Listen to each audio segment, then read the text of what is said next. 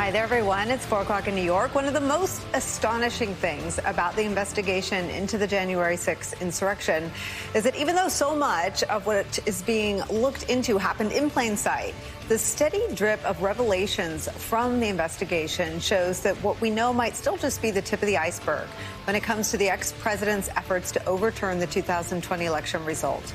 The latest bombshell coming from conspiracy theorist and right-wing provocateur Alex Jones, who was at the Capitol on January 6th. During his broadcast on Monday, Jones said that he took the fifth more than 100 times in his interview with the Select Committee. Politico reports on what Jones referred to as the, quote, unofficial testimony that he delivered on his show. Quote, Jones described the questions the committee asked him about his contacts with GOP fundraiser Carolyn Wren, who he described as a liaison with the White House for logistics related to Trump's rally, and his movements throughout January 6th as Trump supporters attacked the Capitol.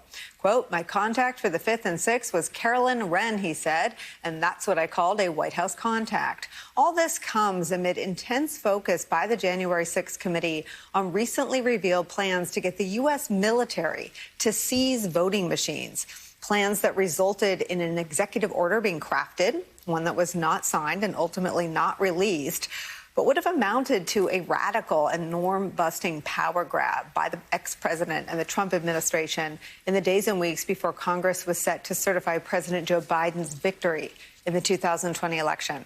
Brand new reporting traces the idea back to the ex-president's legal team, which was, of course, chock full of conspiracy theorists peddling baseless allegations of vote fraud and weird ideas about what to do about it.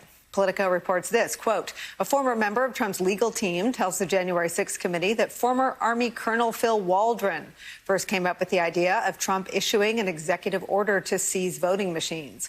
Waldron is now best known for circulating a 38-page PowerPoint presentation that urged Trump to declare a state of emergency in the wake of the election. As the Washington Post has detailed, that presentation found its way into the inbox of Mark Meadows while he was the White House chief of staff. The questions now, what happened to that executive order?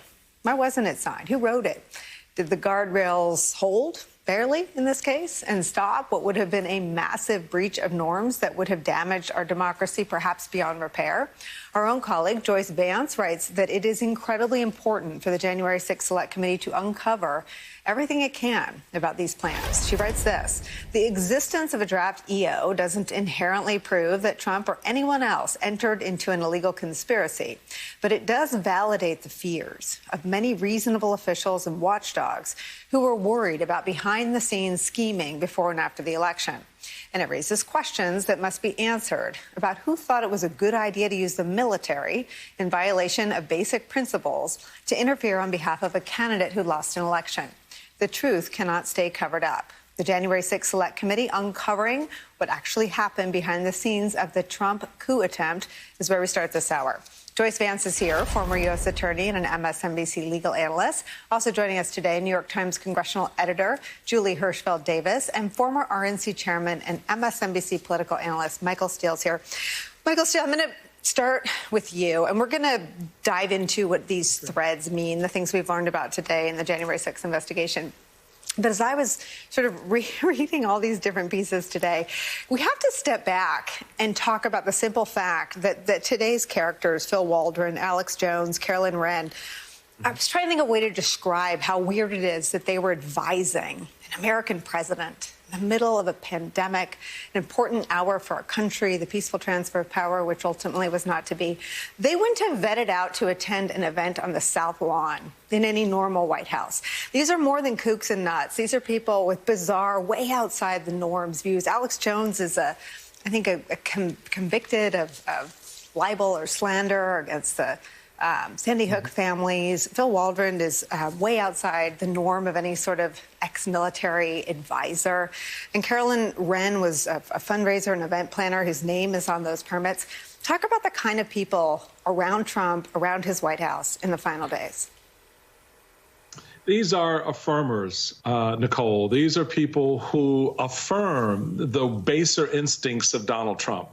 These are individuals who the president would call at 1 o'clock in the morning or 3 o'clock in the afternoon. Instead of conducting the business and affairs of state, he's conducting the business and affairs of Trump Enterprises. And Trump Enterprises in the White House really boil down to how do we hold the power we have? How do we prosecute those who stand in our way? How do we get the advantage? And these individuals played the various roles. They weren't serious players in anybody else's orbit, for sure. I mean, who were these people before Trump, right? You didn't have members, Josh Hawley and Ted Cruz weren't calling these guys up, asking them for their advice and insights on policy. But for Trump, they filled that piece that he needed filled that would give him the reinforcements he needed to make the case. So when it comes to this executive order, Trump's executive order is a reflection of how Trump feels about this matter. He wants to put it in writing.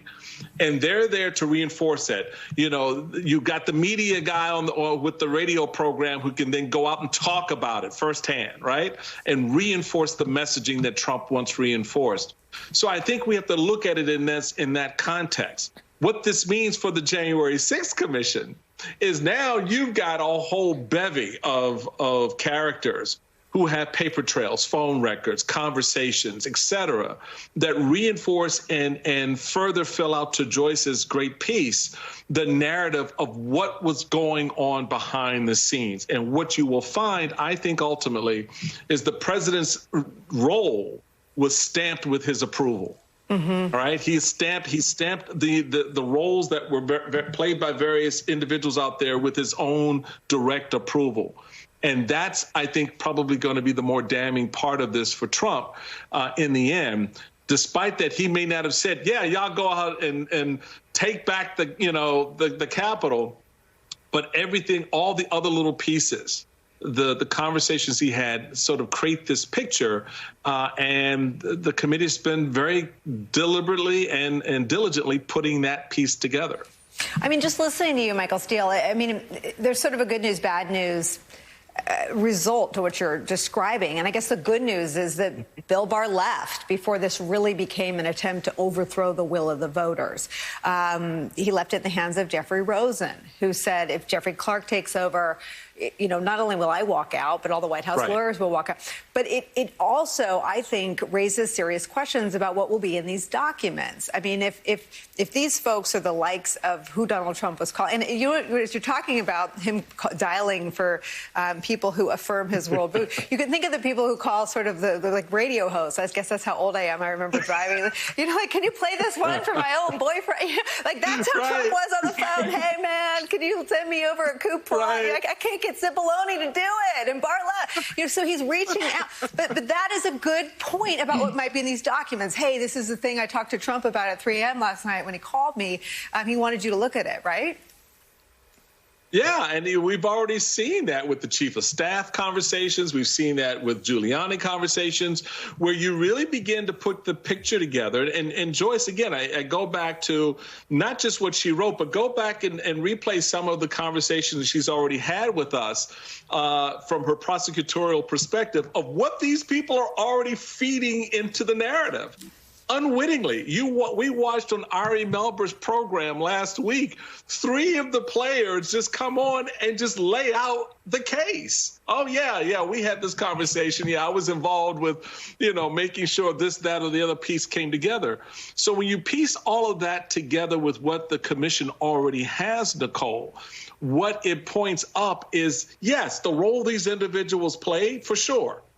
But more importantly, at the center of that was the president of the United States, who wanted his will exacted and executed on.